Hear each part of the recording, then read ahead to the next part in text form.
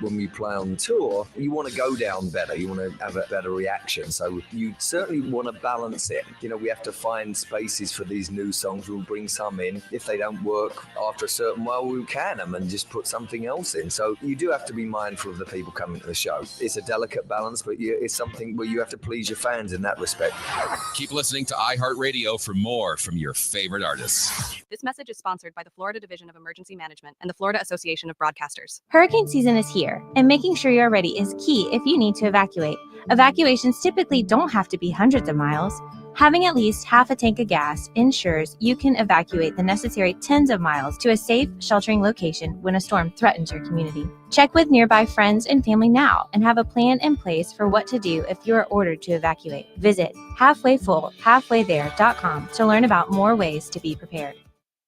1-1. He might have hit one out of the ballpark there. Out to right and deep. Second deck.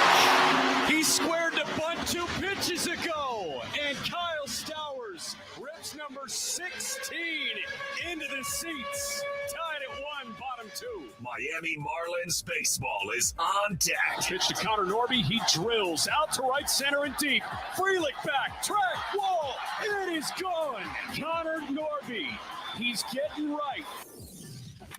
1-1 pitch. That one hammered out to left center field and deep. Martian Rojas back. They're looking up, and it's gone. Wag attack. A 2-run homer. Marlins on deck.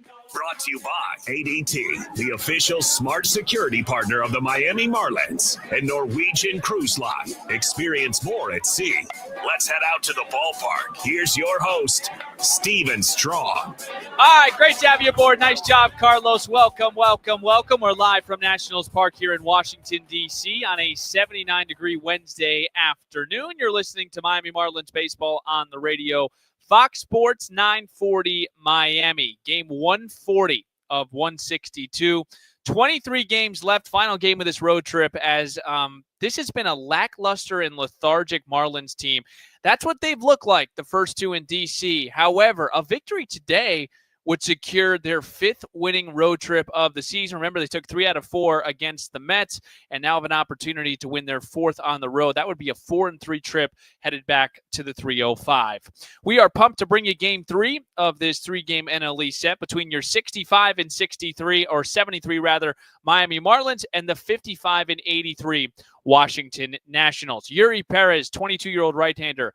It won't be difficult to have a better outing last time out. Heck, Perez just has to complete 1 inning because he just recorded 2 outs last Friday against the Mets. He'll make his 16th turn of the season. Southpaw Mitchell Parker for the Washington Nationals will face the Marlins for the 2nd time this season. And for Parker, it's been a rough season, but he's coming off his first quality start last week against Tampa since July 19th. Today, we will get going at 1:05 right here on the Marlins Radio Network. Hi, everyone. Thanks for making Marlins on Deck a part of your Wednesday afternoon with Jack McMullen and Craig Minervini. I'm Steven Strom. It's the final game for Craig Minervini on the Marlins Radio Network here in 2025. We will shed some tears and we will talk in segment 4.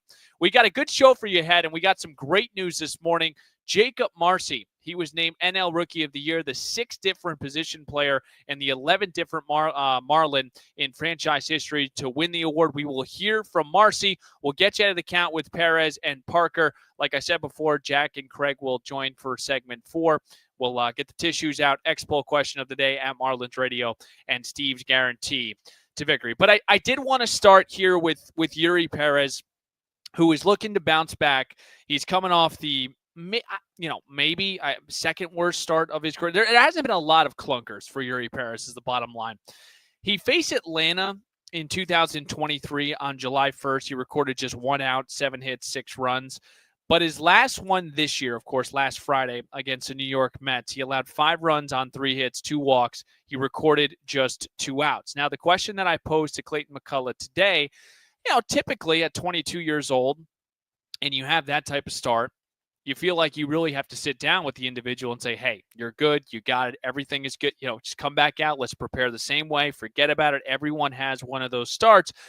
But for Clayton McCullough, he didn't have to have an extensive conversation with Yuri Perez because he does possess something mentally that has allowed him at 20 years old to break into the league and have a 3 ERA across 16 starts. Same thing this year for Eury. His ERA did go to 4, but has an opportunity to bring it back down to 3. So my question to Clayton is, what separates Eury mentally at 22 years old? What does he possess that you really don't have to have a long conversation to try to get him back on the road? Trusting the person. This guy cares a lot, and he wants to be great. I mean, what happened the other day? Not easy to go through. I mean, you go out there and you don't get through an inning, and you get roughed up, and that's not an easy thing to take and be the one out there on that island by yourself. And I think after Eury was able to process just the outing, you look at it objectively, like I didn't throw enough strikes, I didn't execute pitches, and good major league hitters on certain days won't let you get away with that. So, okay, it's more,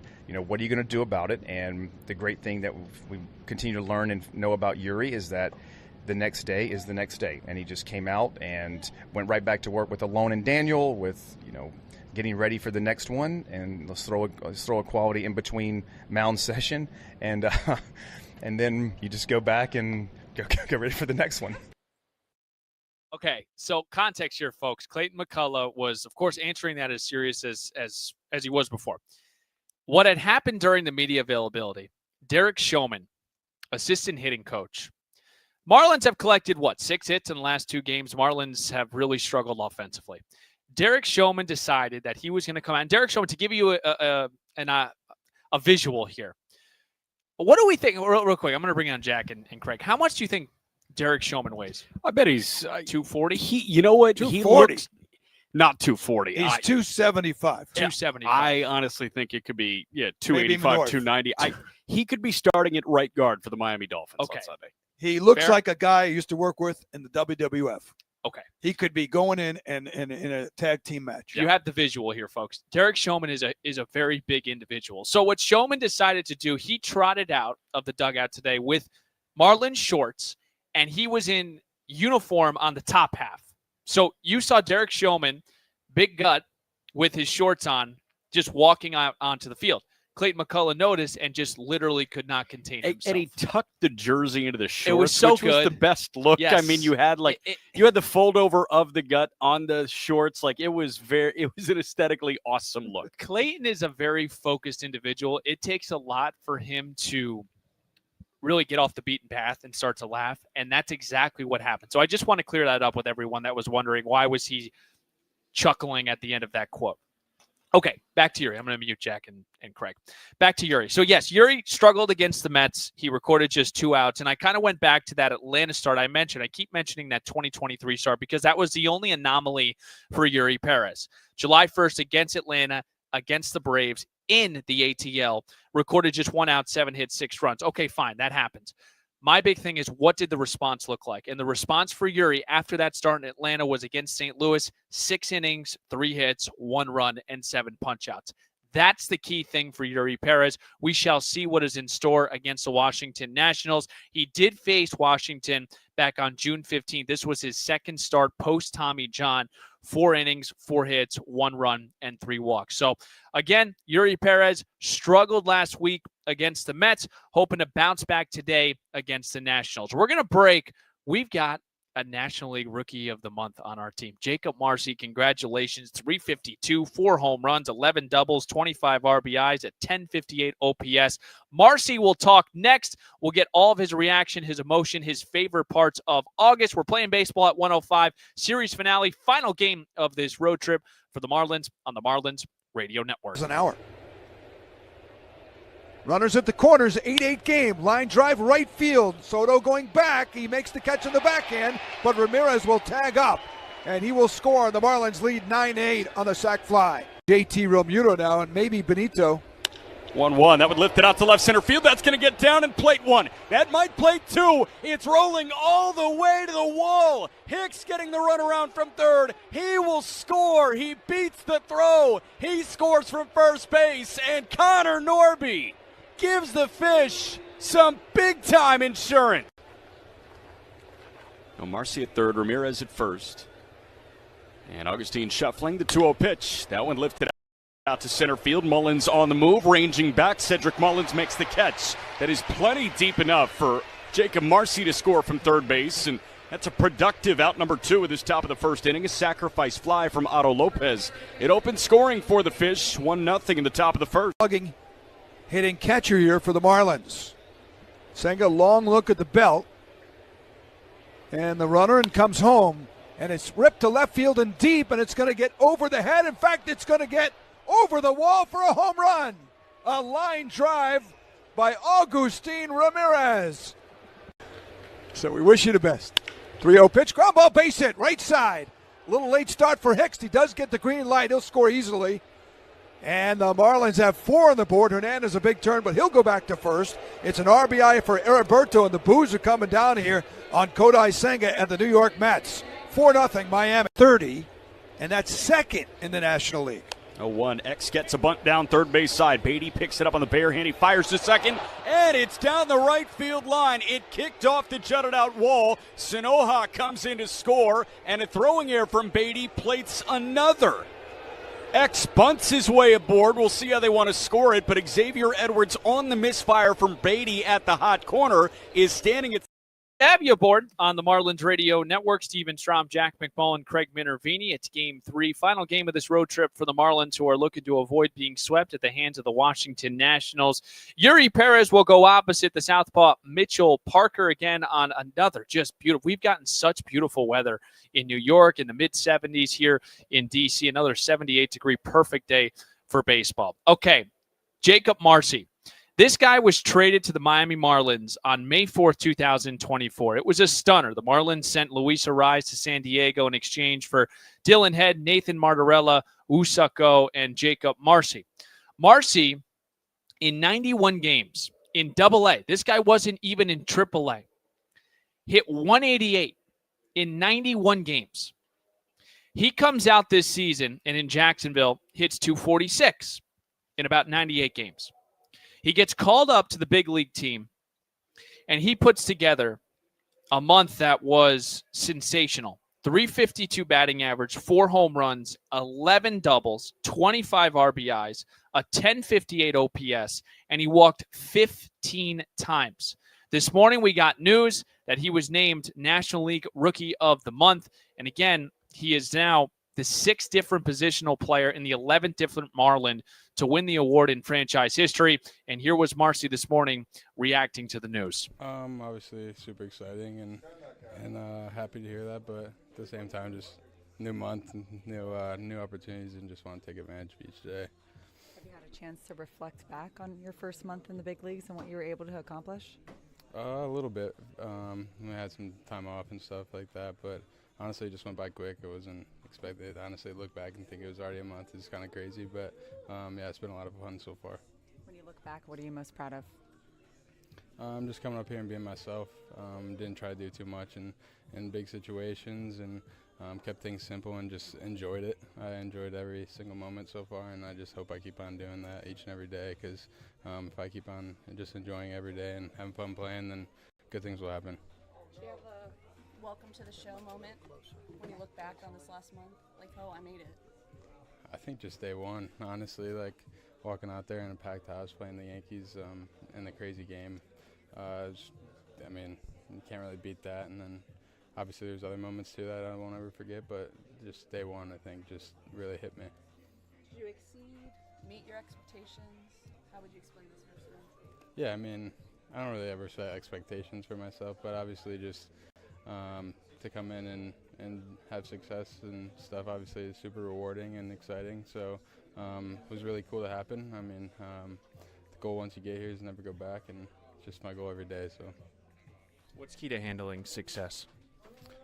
Just knowing that there's going to be highs and lows, and I'm going to fail a lot in this game, and just every day is a new day, and just really just focusing on winning, like not making it about me.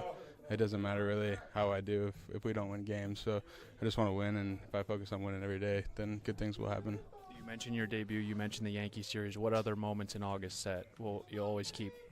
Yeah, obviously, cool game in Cleveland with my family there, and just that whole series against the Yankees, sweeping them, and first home run, then Boston, just come back win. It's really cool for this team, and a good one for the guys. If I were to tell you last year that you'd be the Rookie of the Month in August, what would you say? I would hope so. But, I mean, this has been my dream my whole life. So just you always dream about it and think you can do it. But once it finally happens, it really hits you. So I probably would have thought it for myself. But I think it really hits you once it happens because you don't really realize. How did you get the news? Clayton came up and told me as I was in the weight room today. And, yeah. Well, that was awesome. Again, Jacob Marcy, NL Rookie of the Month for August. That full interview is on our Twitter or on X at Marlins Radio. You can check it out. But I did want to keep the show moving here. 105 first pitch. I want to get Jack and I want to get Craig's thoughts as well. I want to get you ahead of the count. So, again, congratulations, Jacob Marcy. And I'm going to do a hit during the game, by the way. Miguel Cabrera, Gabby Sanchez, Chris Coughlin, Justin Bohr, some of the positional players that won the award in franchise history. We'll compare some of those numbers just to really hit on what was an incredible month for Jacob Marcy in August. 352 batting average, 4 home runs, 11 doubles, 25 RBIs, a 1058 OPS, 15 walks on the season. Jacob Marcy, he will play center field and be in the 3 spot for the Miami Marlins against the southpaw Mitchell Parker. That just shows you a lefty versus a lefty. That's how much confidence Clayton McCullough has in Marcy right now. We'll break. We'll get you at the count with Mitchell Parker and Yuri Perez. Perez looking to bounce back at 105. We'll break. We'll back in 2. Marlins on Deck continues on the Marlins. So there's nobody catching him on the American League side. 1-1. That one lined up the middle. That is down for a base hit. Marcy around third. He will come in to score, and the Gus Bus does drive him home. Augustine Ramirez with an RBI knock, and that's some breathing room for the fish. 5-3 in the bottom of the second. 0-1 pitch. Acosta hits one well out to left center field. Profar is back. He's looking up, and it's gone. There's the insurance. All this guy does is hit homers. His 3rd major league hit. They've all left the yard. And there's the breathing room we've been clamoring for. It's 2-0 Marlins in the bottom of the 8th because of our guy Maximo. That we've seen 8 outs via the ground ball. First pitch to Troy. He smacks high in the sky, right center. Acuna on the move. He is back, and it short hops off the base of the wall. Otto held, but he's around third. He will score without a throw, and Troy Johnston swaps places with him. It's an RBI double, and in a pitcher's duel, it's the Marlins that strike first. 1-0 fish in the bottom of the 5th. 3-2. That one hit well out to left center field and deep. Lucas is back at the track. He leaps up, and it's gone. Power stroke. Javier Sanoja. Homer number 5 on the year for him. Little man's got some thump. And the fish are on the board. 3-1 Toronto in the bottom of the 2nd. Solo homer. He's got 2 of the 3 knocks. 2-1. That one hit well out to right center field and deep. Barso is back at the track, at the wall, and it's gone. Maximo again.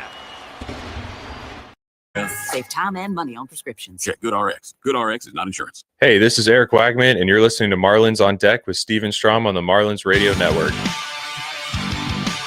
You just get a little bit more juice when Wags bring you back. Eric Wagman. Thank goodness he's back in the lineup playing first base, batting 7th for your Miami Marlins here this afternoon. 105 first pitch, series finale. Marlins looking to get to 4-3 on this road trip, secure their 5th winning road trip of the season. Steven Strom, Marlins on Deck. Jack McMullen, Craig Minervini. They'll join me in the next segment. Let's get you ahead of the count. We'll start here with Yuri. We covered him, 22-year-old right-hander. He'll make his 16th start of the season, 6-4, a 4.04 ERA over 71 1/3 innings pitched this season. That ERA ballooned because he recorded just 2 outs against the Mets on Friday, allowed 5 runs on 3 hits. He was pulled after 39 pitches. We talked about the response. Happened in 23 against the Atlanta Braves, recorded just 1 out, 7 hits, 6 runs. But that next start against St. Louis, 6 frames, 3 hits, 1 run, 7 punch-outs. I'm expecting a bounce back for Yuri Perez. Perez will go opposite Mitchell Parker, 25-year-old left-hander, 6'4", big guy. He'll make his 28th start of the season. He's had a tough go here in 25. 7-15, a 5.94 ERA, 141 1/3 innings pitched this season. 94 Ks to 53 strikeouts, or to 53 walks. The strikeout rate is down for Parker. It was at 20%, which isn't league average. League average about 23. He's down to 15%, so he's not punching out guys. However, he did come off a really good performance on Friday against Tampa. Gave up 3 runs on 6 hits over 6 1/3, 7 Ks, 0 free passes. Those 7 strikeouts were the highest since June 18th, and it was his first quality start since June 19th. Let's hear what Miguel Cairo had to say on what was different with Parker. I'm gonna tell you, it was nice to see him pitch with, like competing. He was throwing strikes, he was attacking the hitters. It was nice to see him come back and be, who he can be. And it was really good to see that. He threw all those five fastballs in the strike zone. He just changed he changed and he started mixing his pitches good. He started throwing some breaking pitches, some fastballs. So it was good to see that he was mixing better than just throwing fastball and trying to blow everyone away.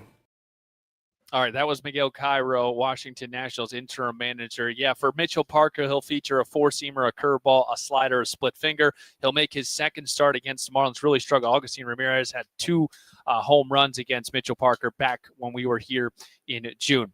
Perez, Parker, they will be our matchup on the mound on this Wednesday afternoon. We'll break. We'll talk Jacob Marcy with Craig and Jack, plus some thoughts on Craig's final game here in 2025 on the Marlins Radio Network. No, there's nobody catching him on the American League side. 1-1. That one lined up the middle. That is down for a base hit. Marcy around third. He will come in to score, and the Gus Bus does drive him home. Augustine Ramirez with an RBI knock, and that's some breathing room for the Fish. 5-3 in the bottom of the second. 0-1 pitch. Acosta hits one well out to left center field. Profar is back. He's looking up, and it's gone. There's the insurance. All this guy does is hit homers. His 3rd major league hit. They've all left the yard, and there's the breathing room we've been clamoring for. It's 2-0 Marlins in the bottom of the 8th because of our guy Maximo. That we've seen 8 outs via the ground ball. First pitch to Troy. He smacks high in the sky, right center. Acuna on the move. He is back, and it short hops off the base of the wall. Otto held, but he's around third. He will score without a throw, and Troy Johnston swaps places with him. It's an RBI double, and in a pitcher's duel, it's the Marlins that strike first. 1-0 Fish in the bottom of the 5th. 3-2. That one hit well out to left center field and deep. Lucas is back at the track. He leaps up, and it's gone. Power stroke. Javier Sanoja. Homer number 5 on the year for him. Little man's got some thump. And the Fish are on the board. 3-1 Toronto in the bottom of the 2nd. Solo homer. He's got 2 of the 3 knocks. 2-1. That one hit well out to right center field and deep. Barso is back at the track, at the wall, and it's gone. Maximo again. Get it right.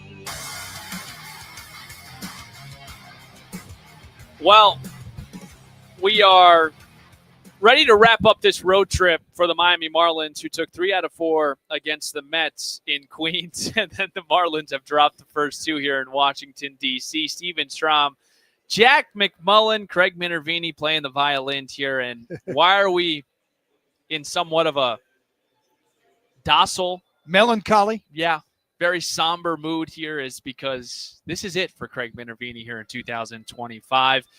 Craig, what do you take from your time here with Marlins Radio with the boys? Learned a lot of things about pop culture. Yeah. I don't remember any, but yeah.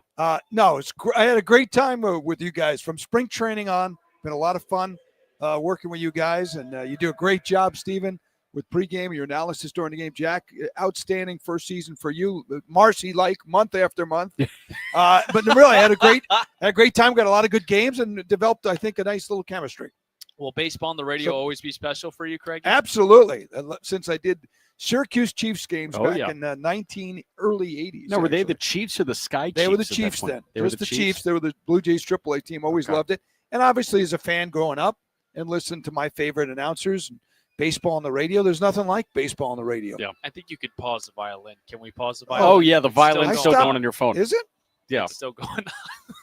I will say, you know what? I owe you. It is. Yeah, that's still happening on your phone.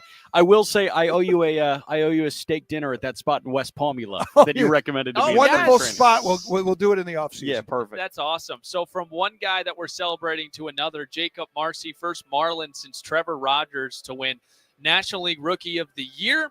Let's talk Marcy moments. We heard Clayton McCullough say in Boston for him against the Southpaw, coming off the bench, able to hit that home run. It was against Steven Matz. But for you guys, what's the moment for Marcy for the both of you? I'll go first real quick. For me, it's the game in Cleveland where he had 7 RBIs and he was flirting with a cycle in front of his family. His parents were there. He had, I think 50 people there at Progressive Field in Cleveland. That was the game for me that made me believe, oh, this guy might just be unreal, huh? I mean, the Yankees series, his major league debut, I thought was awesome, right? Because he doubled off the wall, also walked 3 times. First guy in the history of this franchise to walk 3 times in his major league debut. I was looking at Marcy saying, okay, you are very comfortable, obviously. But that Cleveland game, I was like, oh, you're a star at this point, huh?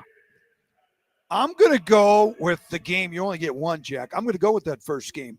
Okay. First at bat, he gets a 3-2 count. To me, that was impressive right off the bat. He had 3 3-2 counts in that game, including in the 9th inning. We got a 3-2, worked a walk, and if you remember, the Marlins scored 3 runs in the bottom of the 9th. He scored the tying run. He also had a double in that game. First game, jam-packed crowd, and it wasn't too big for him. And obviously that was only the first game, and we didn't know. But when you ask me to look back, yes, Jack, the game you mentioned in Cleveland, the home run he hit in Boston, we could pick out a lot of the slug has been unbelievable. But I'm just going to go to first impression, and it was a good one against the Yankees. Yeah, and to start off against the Yankees, mine and my favorite one, because I was down there on the field for that series with the Yankees, it was when Jose Caballero missed the ball, in right field. It completely went under his glove.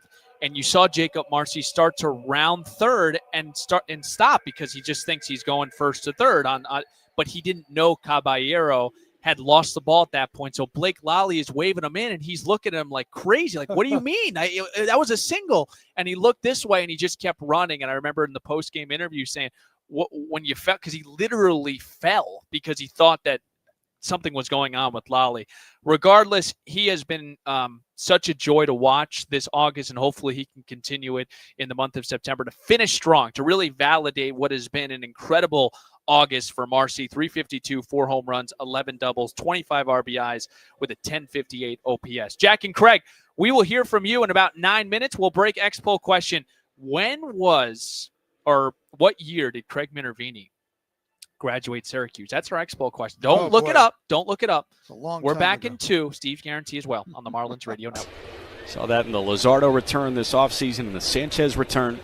2-2, a little chopper to second. Coming in is McNeil, throws to the plate, not in time. Diving in is Edwards, and the Marlins also get the benefit of getting Hicks aboard as McNeil went to the plate here at Citi Field. And a ground ball softly hit right side, backhanded by Alonso, throws off the glove of Holmes, rounding third now, and coming home is Liam Hicks, and the Marlins get a run. Johnston will go to 1. He's got 59 RBIs on the year. And a line drive base hit to left field. Rounding third is Johnson. He'll score without a throw. Good response by the Marlins, taking advantage of a Met miscue and some timely hitting too. And the Marlins have 3 in the inning and a 4-2 lead. That was good to see. Hit it hard. Pitch on the way, driven and over the shortstop's head. Lindor base hit. Hit so hard, bobbled in left field. Now the green light from Blake Lally. He's run it well, and diving in and scoring is Jacob Marcy, who probably would have stopped if it wasn't bobbled by Nimmo in left field, but that was scorched. And Ramirez drives in the run. The Marlins have the lead. April. Otto Lopez is up, broken bat right side. McNeil fields, throws to the plate, slides, safe is the call at home plate. Liam Hicks went in the back door. Let's see if the Mets will challenge. Have scored 2 still. Only 1 out. He hits one in the air to shallow center. Ramirez going to third. Mullins will grab. Ramirez going to try it. Throw to the plate is cut off, and Ramirez scored. Runner safe at second base. That was very important. The Mets are throwing to third to see if Ramirez left early. Beatty goes. The payoff pitch is lifted out to center field. That's hanging up for Hill. Long run in for him. Hill dives. Werner Hoffman, Greg, and Garcia, where Miami's injured find their strength. Call us now or visit wernerhoffman.com. Let's win this together.